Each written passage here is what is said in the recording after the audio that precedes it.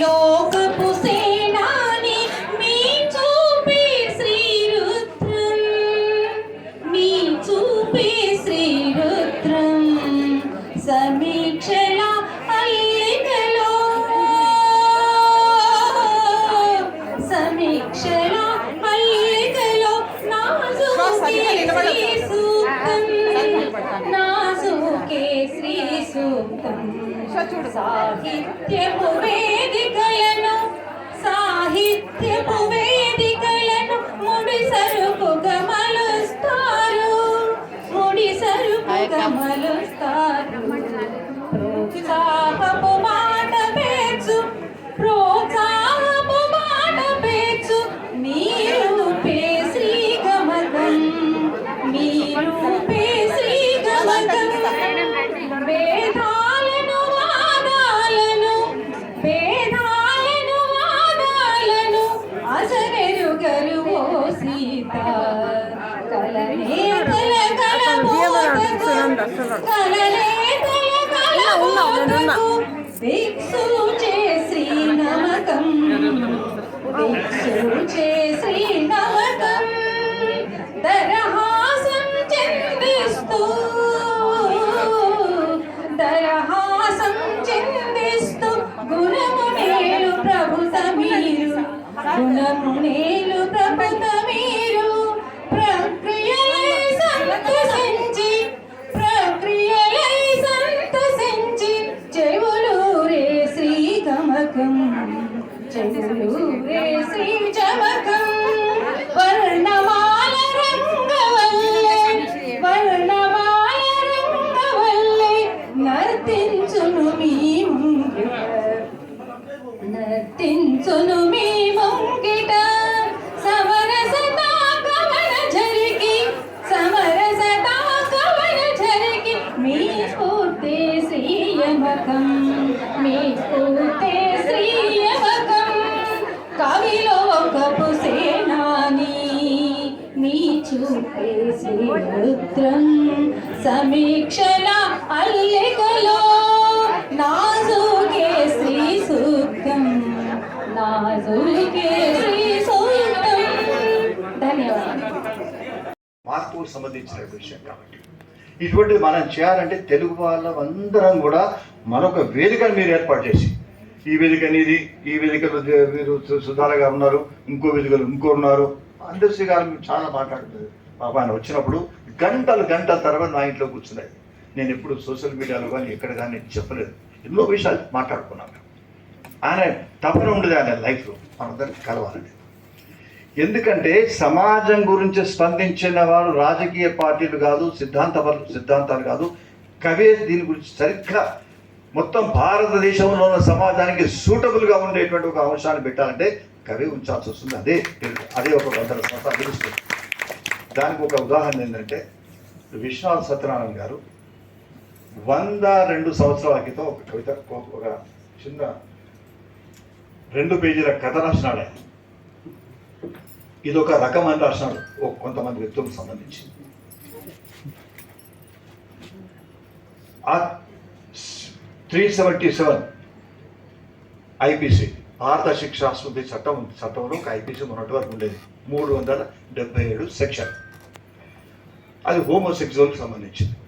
కవికి మనం అన్ని మాట్లాడుకోవచ్చు, కవికి ఏది అడ్డం రాదు. అది ఈ సమాజంలో హోమోసెక్సువల్ మాట్లాడుతున్నది కాదు. హోమోసెక్సువల్కు సంబంధించి ఆయన 100 సంవత్సరాలు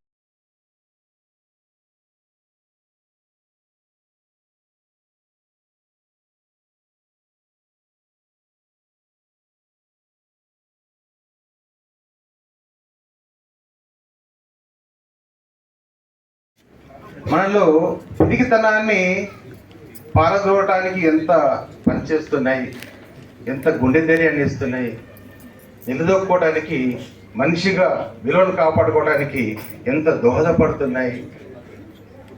నిజంగా కవి చాలా గొప్పవాడు.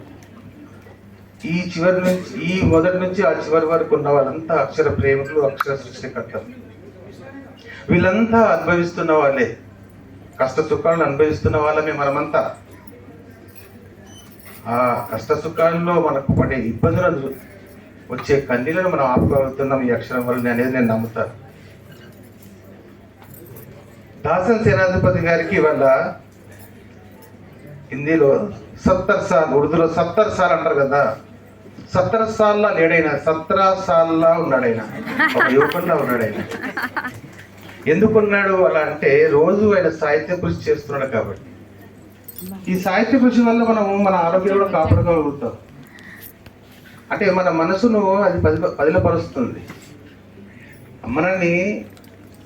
మనలో ఉన్న కోపాన్ని, ఆవేశాన్ని తగ్గిస్తూ గొప్ప ఆలోచనల్ని క్రియేట్ చేస్తుంది అక్షరం. అలా క్రియేట్ చేస్తున్న అక్షరాలు ఆయనలో ఉన్నాయి కాబట్టి దాదాపు 1500 పుస్తకాలకు పైగా సమీక్షలు రాశాడు ఆయన. ఈ 1500 పుస్తకాలకు పైగా సమీక్షలు రాసిన దాసన్ సేనాధిపతి గారు ఒక నేటిజం పత్రికకి దాదాపు 1000 పుస్తకాల సమీక్షలు రాశాడు ఆయన.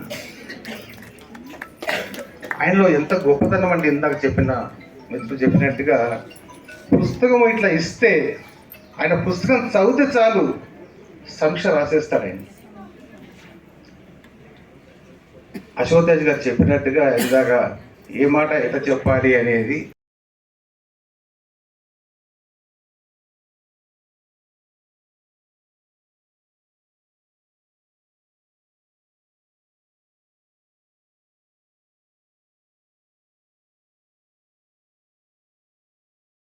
జ్యోతలివే భరించిన భూమాతకు జ్యోతలివే, నడిపించిన కాలానికి జ్యోతలివే, భరించిన భూమాతకు జ్యోతలివే, కనిపెంచిన తల్లిదండ్రికి కరుణించిన దైవానికి, కనిపెంచిన తల్లిదండ్రికి కరుణించిన దైవానికి జ్యోతలివే, సిరి జ్యోతలివే,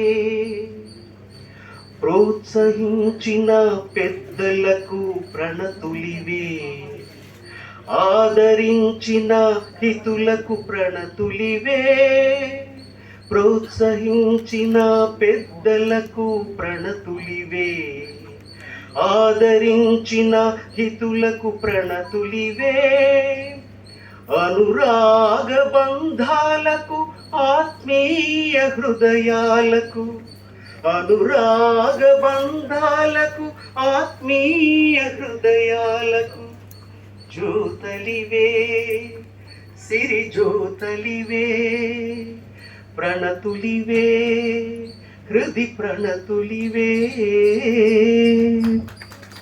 థ్యాంక్ యూ సో మచ్ నా మాటలు విన్నందుకు. Thank you so much.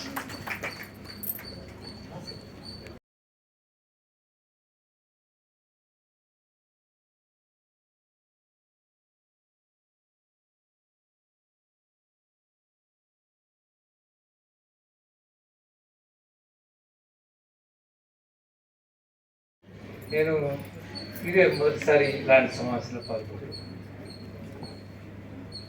మీకు చెప్పారు మొదటి నుంచి కూడా సేనాధిపతి గారు సరస్వతి శిశు మందిర్ అనేటువంటి దాంట్లోనే మా అందరి పరిచయం. మేమందరం కూడా నిర్మల్ వాస్తవ్యులు, ఆదిలాబాద్ జిల్లా నిర్మల్లోనే మా యొక్క పరిచయము, మా సత్సంగము, మా సేవ అంతా అక్కడ జరిగింది. నిర్మల్ అంటే మీ అందరూ తెలుసు, కర్ర పనిముట్లకి ప్రసిద్ధి. సేనాధిపతి గారు ఇప్పుడు మీరు చూసే సేనాధిపతి గారు మా సేనాధిపతి వేరే. సేనాధిపతి గారు బాల్యం నుంచి కొంత పరిచయం, హై స్కూల్ చదివేప్పటి నుంచి మేమందరం కూడా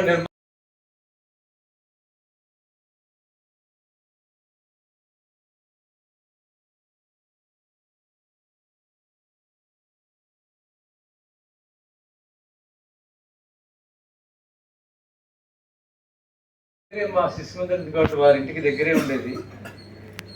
ఆయన అటు చదువుకుంటూ ఇటు శిశు మందిర్లో పనిచేశారు. ఇంటర్మీడియట్ నుంచి అటు చదివేవారు, చదువుకునేవారు, అలాగే శిశు మందిర్లో పార్ట్ టైంగా చేశారు. మొదటి నుంచి ఇంగ్లీష్ చెప్తూ ఉండేవారు. అలానే కేవలం పార్ట్ టైమే కానీ ఎక్కువ పని చేస్తుండే శిశు మందిర్. అదేవిధంగా సంఘం ఆర్ఎస్ఎస్తో కూడా బాగా సంఘం.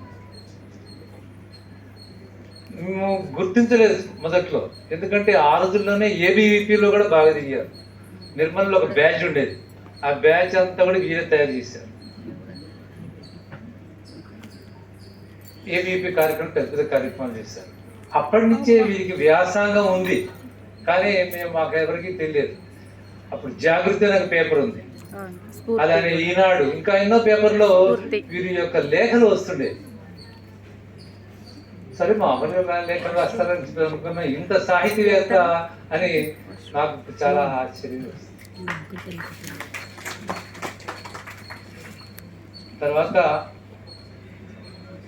వారు ముఖ్యంగా ఏంటంటే మా అందరికీ కూడా ఈ సరస్వతి శిశు మందిర్ స్థాపకులు ఎస్ఎల్ఎన్ ఆచార్యులు గారు ఉన్నారు. ఆయనే మమ్మల్ని అందరినీ ఈ శిశు మందిర్ వాతావరణంలో తీసుకొచ్చారు. పాఠశాలలు జరుగుతున్నాయి. 75లో దేశంలో అత్యవసర పరిస్థితి వచ్చింది, ఎమర్జెన్సీ. ముఖ్యంగా అప్పటి రోజుల్లో శిశు మందిర్ని టార్గెట్ చేశారు. శిశు మందిర్లో ప్రముఖంగా ఉన్నటువంటి హెడ్ మాస్టర్, ప్రధాన ఆచార్యుల్ని, కొద్దిగా బాగా పనిచేసే వాళ్ళందరినీ కూడా కొంతమందిని అరెస్ట్ చేశారు. అట్లా నేను బ్రహ్మపురంలోనే ఉండేవాడిని. ఒక లిస్ట్ వచ్చింది, అరెస్ట్ చేసేవాడి లిస్ట్. దాంట్లో సేనాపతి పేరు ఉంది. కానీ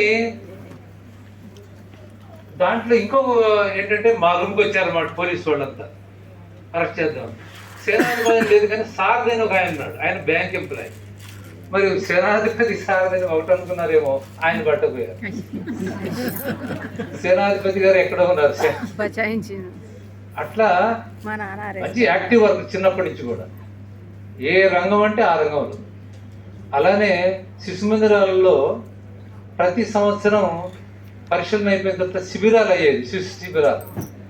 దాంట్లో వారు నేను తీసుకెళ్లేవాడిని, నా పక్కన ఉండేవారు. నేను ఎన్ని పనులు చేస్తే అన్ని పనులు చేస్తుండేవారు. ముఖ్యంగా విద్యార్థులందరినీ కంట్రోల్ చేయటం. రెండవది ఈ నిర్వహణ, రకరకాల పోటీలు ఉండేవి. శారీరక, భౌతిక, సాంఘిక, ఆధ్యాత్మిక, ఇట్లా రకరకాల పోటీలు ఉండేవి. ఈ పోటీల్లో వారు కూడా నిర్వహించేవారు. అలానే మళ్ళీ ఈ ప్రాంత స్థాయిలో హైదరాబాద్లో శారదాధామం ఉంది, అక్కడ సెంటర్ అయింది. అక్కడ కూడా శిశు తీర్థాలు, గొప్ప గొప్ప శిశు తీర్థాలు అని దాంట్లో కూడా పాల్గొన్నారు. ఇట్లా సేనాధిపతి గారు ఇంకొక విషయం ఏంటంటే, ఆ ఎమర్జెన్సీలో మొత్తం ముఖ్యమైనటువంటి హెడ్ మాస్టర్లందరినీ పట్టుకెళ్ళారు. ఎవరు బళ్ళు ఎవరు చూడాలి? అప్పుడు ఎస్ఎల్ ఆచార్య గారు ఏం చేశారు, ఆయన కూడా పట్టుకెళ్ళారు, ఆయన కూడా అరెస్ట్ అయ్యారు. అప్పుడు ఆచార్య గారు ఏం చేశారంటే, సేనాధిపతి నువ్వు పాఠశాల చూడాలి అని ఆయనకి మొత్తం పాఠశాల నిర్వహణ, అంటే పాఠశాల అంటే ఏంటంటే ఒక నిర్మల్ కాదండి, మొత్తం. అప్పుడు ఆంధ్ర ఒకటే, తెలంగాణ ఆంధ్ర కలిపి ఉండేది. మొత్తం పాఠశాల నిర్వహించారు. బళ్ళు మూతపడేవి కూడా వాటిని కాపాడారు. ప్రతి పాఠశాలకు వెళ్ళి ఆచార్యుల్ని ఉత్తేజపరిచారు.